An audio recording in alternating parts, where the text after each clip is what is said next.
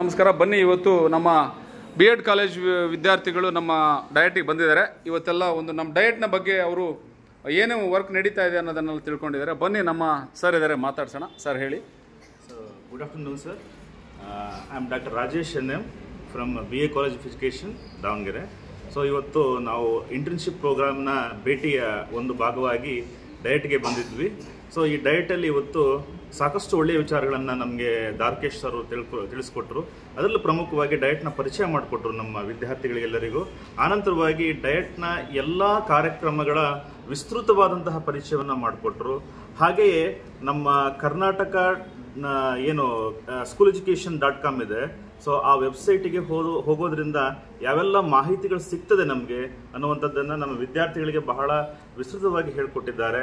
ಅದೇ ಇನ್ನೊಂದು ವಿಶೇಷತೆ ಅವರ ಈ ಒಂದು ಉಪನ್ಯಾಸದಲ್ಲಿ ಅಂತ ಹೇಳಿದ್ರೆ, ಅವರು ನಮ್ಮ ವಿದ್ಯಾರ್ಥಿಗಳಿಗೆ ಮುಂದಿನ ಭವಿಷ್ಯದ ಮುನ್ನೋಟವನ್ನು ಸಹ ನೀಡೋದ್ರ ಮೂಲಕ ನಮ್ಮ ವಿದ್ಯಾರ್ಥಿಗಳ ಜ್ಞಾನದ ಪರಿಧಿಯನ್ನು ಇವತ್ತು ತುಂಬ ಹೆಚ್ಚು ಮಾಡಿದ್ದಾರೆ. ಸೊ ಬಹಳ ಒಂದು ಉಪಯುಕ್ತವಾಗಿರ್ತಕ್ಕಂತಹ ಉಪನ್ಯಾಸವನ್ನು ನಮ್ಮ ವಿದ್ಯಾರ್ಥಿಗಳಿಗೆ ಇವತ್ತು ಸರ್ ನೀಡಿದ್ದಾರೆ. Thank you sir. Thank you sir. ಹೇಳಿಮಾ, ಮಾತಾಡಿ. ಹಾಂ, ಪರಿಚಯ ಮಾಡ್ಕೊಳ್ಳಿ. ಹಾಂ. Good afternoon everyone.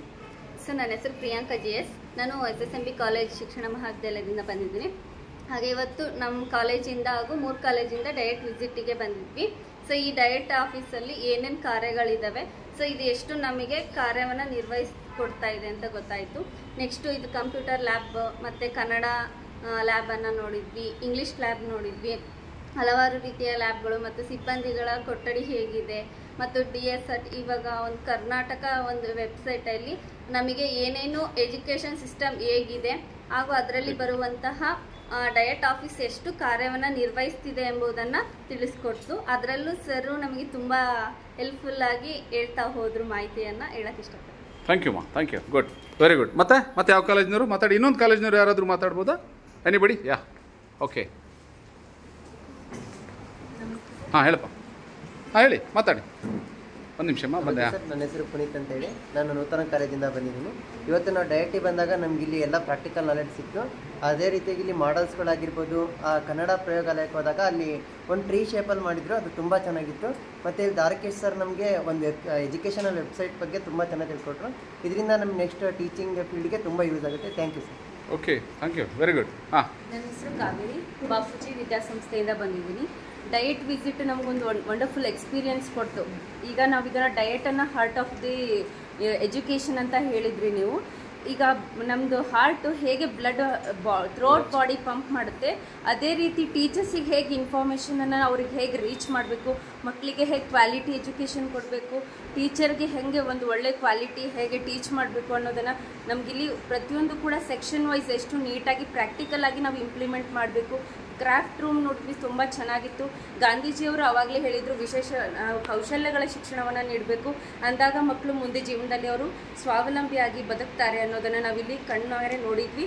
Next teachers ಆಗೋರು ನಾವು ಕೂಡ ನಾವೇನು ಕಲ್ತಿದ್ದೀವಿ ಮಕ್ಕಳಿಗೆ ಅದನ್ನು ಕಲಿಸ್ಬೇಕು ಅನ್ನೋ ಒಂದು ಇಚ್ಛೆ ನಮಗೆ ಬೆಳೀತು. ತುಂಬಾ ಥ್ಯಾಂಕ್ಸ್ ಸರ್. ವೆರಿ ಗುಡ್ ಮಾ. Nice feedback. Then anybody from this side? Yeah. ಹಾಂ. ಮೈಸೂರು ಯಶವಂತ್, SSMB ಕಾಲೇಜಿಂದ ಬಂದಿದ್ದೀವಿ. Okay. ನಮ್ಮ ಕಾಲೇಜಿಂದ ಇವತ್ತು ವಿಸಿಟ್ ಪ್ರೋಗ್ರಾಮ್ ಡಯಟಿಗೆ ಇರೋದ್ರಿಂದ ಸೊ ಈ ಒಂದು ಕಾರ್ಯಕ್ರಮಕ್ಕೆ ನಾವು ಬಂದಿದ್ದೀವಿ.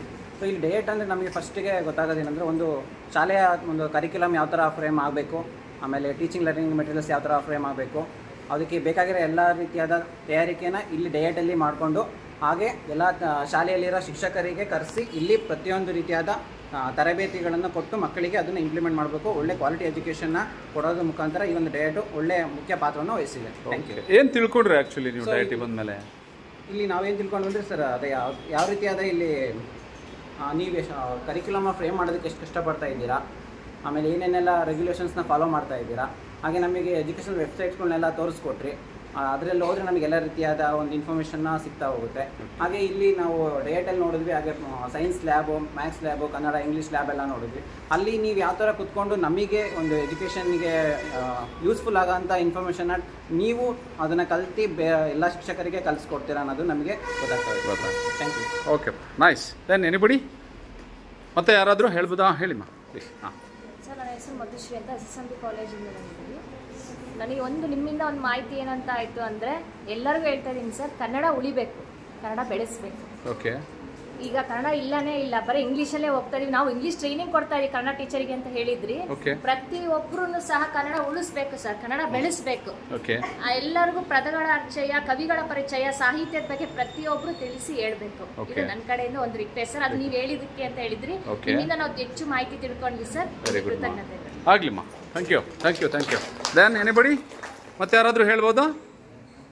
ಹಾಂ, ಏನಾದರೂ ವ್ಯಾಲ್ಯೂಬಲ್ ಫೀಡ್ಬ್ಯಾಕ್ ಇತ್ತು ಅಂದರೆ ಯು ಕ್ಯಾನ್ ರೈಟ್, ಹೇಳ್ತೀರಮ್ಮ? Okay, done. ಸೊ ನಿಮ್ಮೆಲ್ಲರಿಗೂ ನಾನು ಡಯಟ್ನ ಪರವಾಗಿ ಅಭಿನಂದನೆ ಸಲ್ಲಿಸ್ತೀನಿ. Okay, thank you, bye.